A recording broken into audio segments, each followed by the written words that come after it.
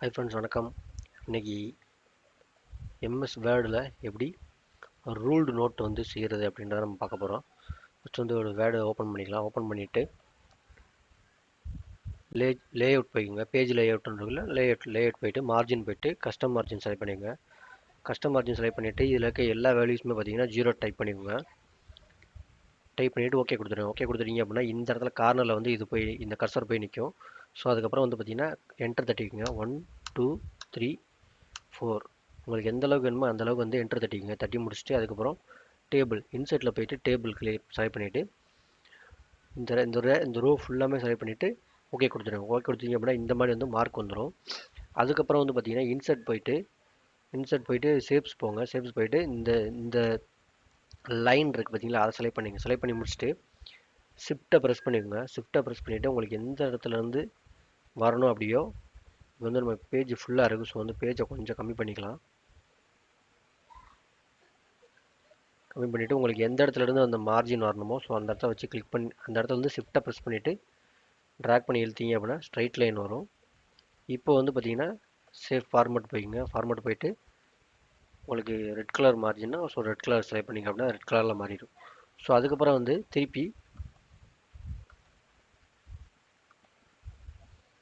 Safe format போயிட்டு red colour கொடுத்துட்டீங்க அப்படின்னா ரெட் கலர் மாறிடும். அதுக்கப்புறம் கண்ட்ரோலை பிடிச்சிட்டு அந்த கோடு பக்கத்துலேயே வச்சு இழுத்தீங்க அப்படின்னா செகண்ட் கோடு வந்து வந்துடும். சரிங்களா? அதே மாதிரி மேலே ஒரு கோடு நம்ம செலக்ட் பண்ணிக்கலாம். மறுபடியும் சேவ்ஸ் போய்க்குங்க.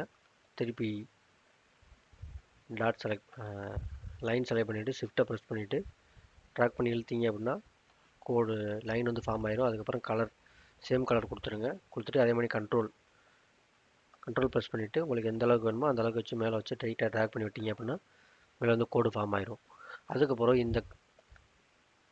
இப்போ வந்து பார்த்தீங்கன்னா ஓரளவுக்கு சேஃப் வந்து ஃபார்ம் ஆயிடுச்சு.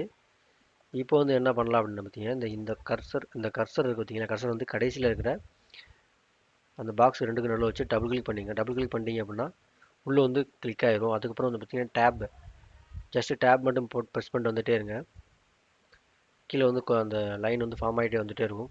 கடைசி பேஜ் வரைக்கும் நீங்கள் உங்களுக்கு தேவையான அளவுக்கு கடைசி பேஜ் வரைக்கும் டேப் போட்டுக்கோங்க. டேப் போட்டிங்க அப்படின்னா இந்த மாதிரி வந்து ஃபார்ம் ஆயிரும்.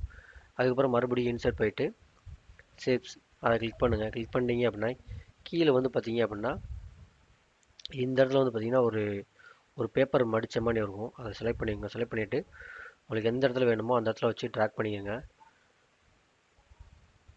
எந்த இடத்துல வேணுமோ அந்த இடத்துல ட்ராக் பண்ணி வச்சு இழுத்துட்டு இந்த மாதிரி ஒரு கார்னர் கொண்டு போயிட்டு இதுக்கு வந்து பார்த்தீங்கன்னா ரெட் கலர் செலக்ட் பண்ணிக்கலாம். செலக்ட் பண்ணி முடிச்சுட்டு இதுக்குள்ளே வந்து பார்த்தீங்கன்னா இந்த இடத்துல வச்சு கிளிக் பண்ணிக்க அப்படின்னா இது செலக்ட் ஆகிடும். செலக்ட் ஆன உடனே ரைட் கிளிக் பண்ணிவிட்டு ஆட் டெக்ஸ்ட்னு இருக்கும், அதை கொடுத்துருங்க. அதை கொடுத்துட்டீங்க அப்படின்னா இந்த மாதிரி டைப் பண்ண வரும். ஸோ நமக்கு பேஜ் வேணும், பேஜ் நம்பர் எல்லாம் பேஜ் உங்களுக்கு எது வேணுமோ அதை நீங்கள் போட்டுக்கலாம்.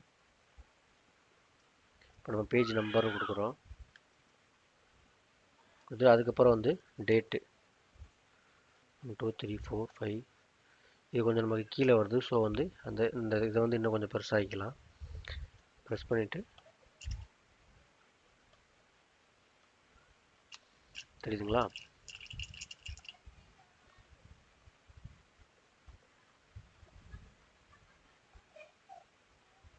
இப்போ பார்த்தீங்கன்னா வந்து அழகான ஒரு ரூல்டு நோட் புக் வந்து நமக்கு ரெடி பண்ணிட்டோம். இப்போ உங்களுக்கு பிரிண்ட் ப்ரிவியூவில் பார்க்குறோம்.